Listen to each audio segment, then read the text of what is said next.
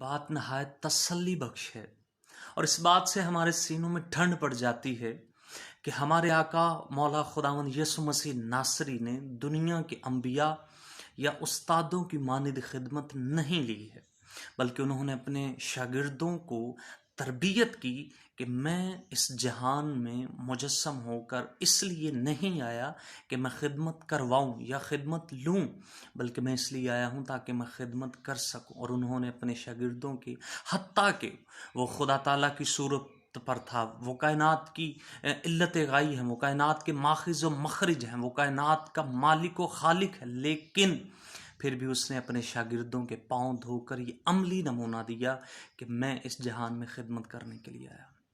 और मैं आज के पाकिस्तानी मसीहियों से अर्ज़ करने जा रहा हूँ कि मेरे भाइयों, जितने भी आप मसीही हैं, चाहे आपने कोई भी टाइटल अपने नाम के साथ लगा रखा है, चाहे आप बिशप हैं, चाहे आप इवेंजलिस्ट हैं, चाहे आप बिशप पास्टर हैं, सीनियर पास्टर हैं, मुबशर हैं, कुछ भी हैं, वट, लेकिन एक बात याद रखिए, हम इस दुनिया में राज करने के लिए नहीं आए हैं।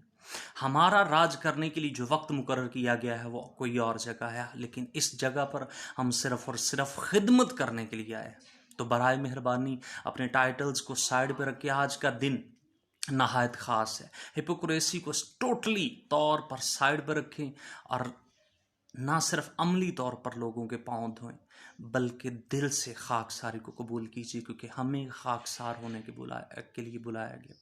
अगर कायनात का खालिक व मालिक खाकसारी में इतना डाउन टू अर्थ हो सकते हैं, तो हमारी तो औकात ही क्या है। सो बराए मेहरबानी हिपोक्रेसी को छोड़ दें और मसीह यीशु जैसा मिजाज रखें, क्योंकि यही हमें वाजिब और रवा है।